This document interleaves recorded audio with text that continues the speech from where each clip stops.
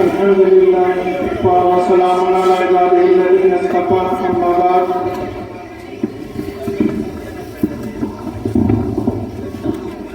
Stage پہ تشریف فرما اس جلسے کے صدر حضرت مولانا محمد عارف صاحب نقوی دعوت برکاتہ، مفتی محمد ابرار خان نقوی صاحب اور اس محلے کی مسجد کی انتظامیہ اور مدرسے کی انتظامیہ، خصوصیت سے اس مسجد کے امام، جو یوں کہیں کہ اس مسجد کو اللہ تعالیٰ نے دو امام عطا کیے ہیں، ایک کہ حافظ صابر حسین صاحب، دوسرے امام ہیں حافظ شاکر حسین صاحب۔ میں اور سامعین کرام،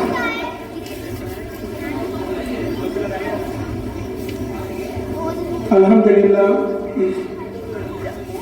یہ پروگرام اب اختتام کو ہے اور حضرت مولانا محمد عارف نقوی صاحب کا مختصر خطاب اور دعا پر اس جلسے کا اختتام ہوگا۔ میں مختصر طور پہ یہ کہوں کہ آج کی رات جو جلسہ سیرت النبی کے لیے منعقد کیا گیا، جس میں ہم سب شریک ہیں، کہ اللہ تعالیٰ نے حضرت محمد صلی اللہ علیہ وسلم کو پوری انسانیت کی بھلائی کے لیے، رہبری کے لیے مبعوث فرمایا، اور آپ صلی اللہ علیہ وسلم نے فرمایا کہ میں دو چیزیں چھوڑے جا رہا ہوں، اگر تم مضبوطی سے تھامے رہو گے تو تم دونوں جہاں میں کامیاب ہو جاؤ گے۔ ایک ہے قرآن مجید اور ایک ہماری سنت، یعنی سنت رسول صلی اللہ علیہ وسلم۔ تو اگر ہم قرآن و حدیث کو اور فقہ اسلامی کو اور اسلاف کی جو ہدایات ہیں ان کو ہم پیش نظر رکھیں تو انشاءاللہ دونوں جہاں میں کامیابی حاصل ہوگی۔ ابھی ہمارے نونہال بچے اور بچیوں نے جو مظاہرہ اپنی صلاحیتوں کا پیش کیا، کسی نے تقریر پیش کی، کسی نے نعت اور کسی نے سوال و جواب کے ذریعے اپنی صلاحیت کو پیش کیا، اپنی کارکردگی کو پیش کیا، یہ تمام بچے مبارکباد کے مستحق ہیں اور ان کے اساتذہ بھی مبارکباد کے مستحق ہیں، اور یہاں کی انتظامیہ جو مدرسے کی انتظامیہ ہیں یا مسجد کی انتظامیہ، دونوں قابل مبارکباد ہیں کہ ان کے ذریعے سے یہ مکتب کا بہتر نظام چل رہا ہے اور دین و شریعت کی تعلیمات یہ بچے حاصل کر رہے ہیں۔ ماشاءاللہ یہ بچے جس انداز سے یہاں پر آئے، کسی نے اپنی دعائیں، کسی نے تقریر، کسی نے نعت پیش کی، یہ وہی بچے ہیں جو آگے چل کر کے کہیے کہ ہماری نسل اور ہماری مستقبل ہے، جو آگے چل کر کے سماج اور معاشرے کا حصہ بنیں گے اور سماج اور معاشرے میں کو آگے بڑھائیں گے۔ لہذا یہاں ہماری مائیں بہنیں بھی بیٹھی ہیں، ان کی بھی ذمہ داری ہے کہ ان بچیوں کو پابندی سے مکتب میں بھیجیں، اور جو بھی اسکول کا نظام ہے اس اسکول کے نظام کے ساتھ مکتب کے نظام سے وہ وابستہ رکھیں، اس لیے کہ ہمارے لیے بہت ضروری ہے کہ ہم شریعت اسلامیہ کی بنیادی تعلیمات سے واقف ہوں، اس لیے کہ اسلام کی جو ضروری معلومات ہیں ان کا حاصل کرنا تمام مسلمان مردوں اور عورتوں پر ضروری ہے، بلکہ فرض ہے۔ لہذا ہماری جو خواتین ہیں وہ ان کی بھی ذمہ داری ہے کہ وہ پابندی سے ان بچوں کو مکتب میں بھیجیں اور اپنے خاندان اور معاشرے میں اسلامی تعلیمات کو عام کریں، اس لیے کہ خواتین ہی معاشرے کو اور خاندان کو بدل سکتی ہیں۔ اگر وہ بدل گئیں تو یوں سمجھیے کہ پورا معاشرہ اور پورا خاندان بدل جائے گا. اور آج جو برائیاں ہیں، جس طرح کی برائیاں ہیں، جس طرح ان برائیوں کو بیان کرنے کی ضرورت نہیں، مختصر طور پہ میں کہہ سکتا ہوں ابھی کہ جس طرح اس وقت ہمارے نوجوان بچوں میں نشہ کرنے کا ایک ماحول ہے، چاہے وہ نشہ کسی نوعیت کا ہو، لہذا ان نشے کو روکنے کی ذمہ داری ہم علماء کی بھی ہے اور تمام گھر کے ذمہ داروں کی بھی ہے، لیکن خواتین کی ذمہ داری ہے کہ اپنے بچوں کو نشے سے بچائیں. اس وقت مسلم معاشرہ نشے میں گرفتار ہوتا جا رہا ہے. دوسری بات یہ کہ دین سے بے رغبتی، یعنی یوں کہیے کہ علم دین سیکھنے کے لیے ہمارے پاس وقت نہیں ہے. ہمارے پاس لازمی کاموں کے لیے بہت سارا وقت ہے. آپ دیکھتے ہوں گے کہ دیر رات تک ہوٹلوں میں اور گلیوں میں ہمارے نوجوان پھرتے رہتے ہیں. کیا ان کی ذمہ داری نہیں ہے کہ وہ وقت پہ گھر پہ آ جائیں اور جو اللہ تعالیٰ نے انہیں وقت دیا ہے ان وقتوں کو اچھے کاموں میں صرف کریں، علم دین حاصل کرنے میں صرف کریں، اپنے بڑوں کی خدمت میں صرف کریں، تجارت اور معاشی استحکام کے لیے کوشش کریں، نہ یہ اور اپنی جوانی کی حفاظت کریں. زیادہ ہماری خواتین کی ذمہ داری ہے کہ وہ گھر کے اندر اسلامی ماحول کو قائم کریں، اپنے شوہر کو، اپنے بچوں کو نشے سے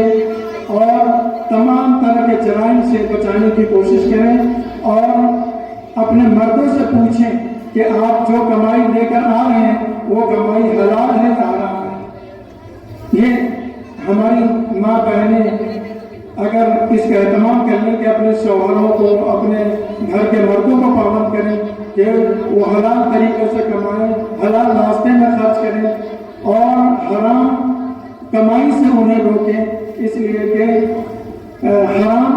نہ اس دنیا میں مفید ہے نہ آخرت میں مفید ہے. یہ حقیقت ہے کہ زیادہ سے زیادہ مال حلال طریقے سے کمانا اور حلال راستے میں خرچ کرنا یہ مستحب کام ہے. تو میں یہاں تمام جو خواتین بیٹھی ہیں ان کی ذمہ داری یہ ہے کہ ان کی گود میں ہماری نسل پلتی ہے،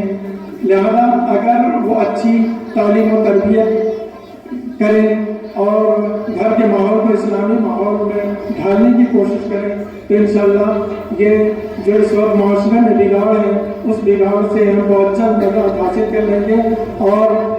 آج پوری عالمی سطح پر، ملکی سطح پر، صوبائی سطح پر، ضلعی سطح پر یوں کہہ لیجیے کہ گاؤں گاؤں جس طرح سے ہم ذلت و خواری کے شکار ہوتے جا رہے ہیں اس کی بنیادی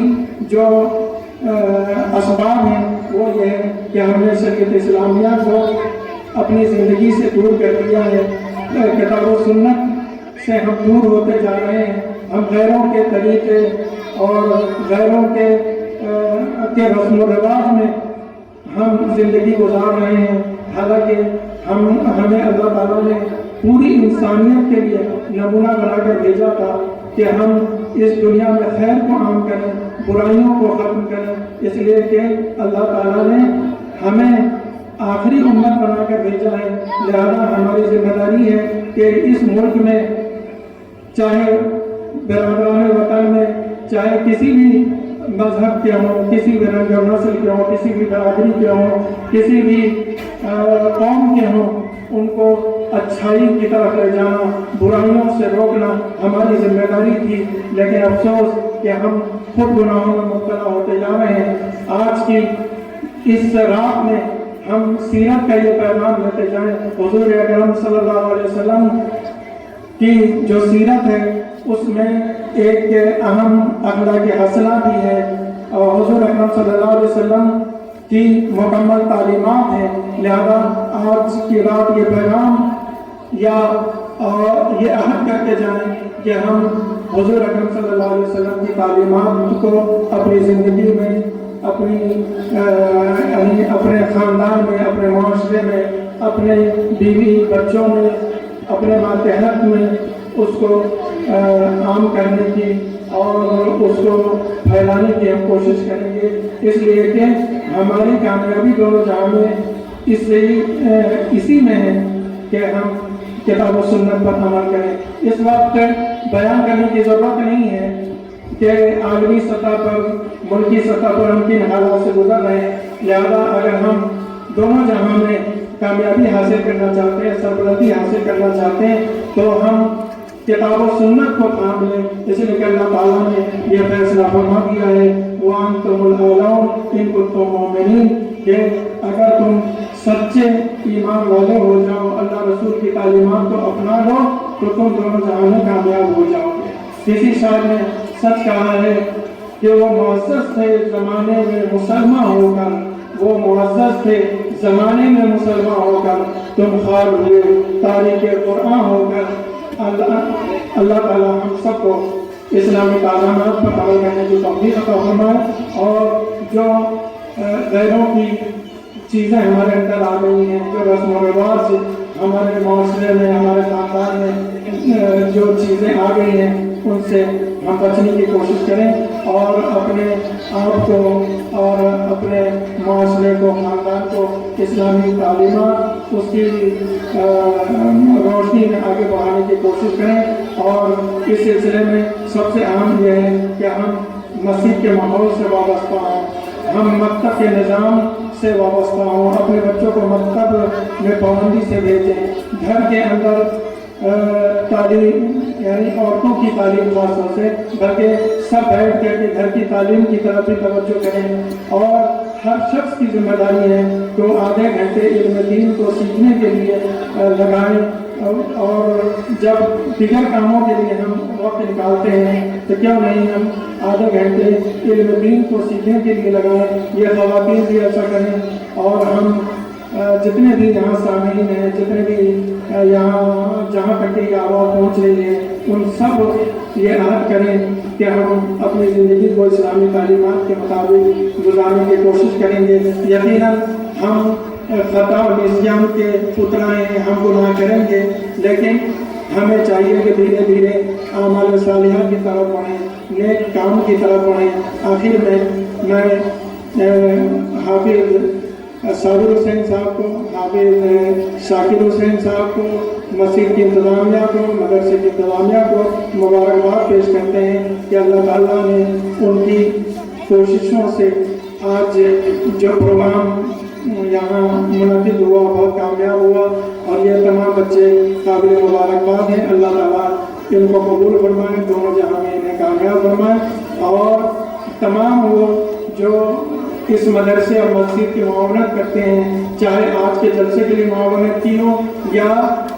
مسجد کے کسی بھی کام کے لیے وہ معاونت کرتے ہوں، چاہے وہ امام صاحب کے اکرامیہ کے تعلق سے یا مکتب کے نظام کے تعلق سے جو بھی مدد کرتے ہیں، اللہ تعالیٰ ان کی عمر میں برکت عطا فرمائے، ان کے مال میں برکت عطا فرمائے، اور اس محلے میں خیر و برکت کو نازل فرمائے۔ میں آخر میں یہ بات کہہ کر اپنی بات ختم کرتا ہوں کہ سرور کائنات فخر موجودات حضرت محمد صلی اللہ علیہ وسلم کے تذکرہ اور ان کی سیرت پہ اگر گفتگو کی جائے تو شاعر نے کہا کہ ورق تمام ہوا مدح ابھی باقی ہے، سفینہ چاہیے اس پہلے پہ کام کے لیے۔ اور کسی شاعر نے کہا تھا لا يمكن الثناء كما كان حقه بعد خدا کوئی قصہ مختصر۔ حضور اکرم صلی اللہ علیہ وسلم کی جو سیرت ہے، تعلیمات ہیں، ان پر کئی راتیں گزر جائیں، کئی دن گزر جائیں، کتابوں کے یعنی یہ کتابیں لکھی جائیں، لیکن حضور اکرم صلی اللہ علیہ وسلم کی تعریف مکمل نہیں ہو سکتی۔ بس اتنا سا ہے کہ حضور اکرم صلی اللہ علیہ وسلم سے سچی محبت کا تقاضا ہے کہ ہم حضور اکرم صلی اللہ علیہ وسلم کی تعلیمات کے مطابق اپنی زندگی گزاریں۔ انشاءاللہ ہم اس دنیا میں بھی کامیاب ہوں گے اور آخرت میں بھی کامیاب ہوں گے۔ وآخر دعوانا ان الحمد